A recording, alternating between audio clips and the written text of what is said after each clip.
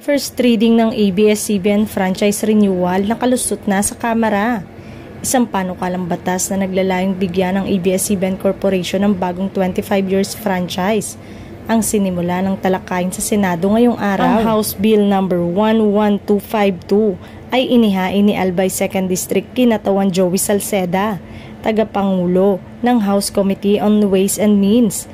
Tagumpay na inihain ng Securities and Exchange Commission at ang Kawanihan of Internal Revenue na malinis ng network ng mga akusasyong ito.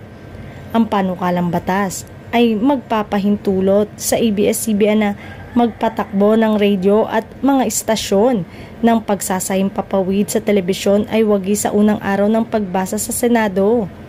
Gayunpaman, nangangailangan ito ng network upang makakuha ng mga permit mula sa National Telecommunication Commission.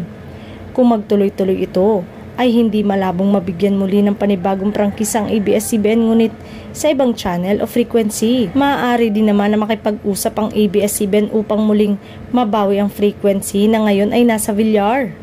Sa isang pahayag, nagpahayag ng pasasalamat ang ABS-CBN para sa suporta ngayon at sa mga susunod pa na pagdinig.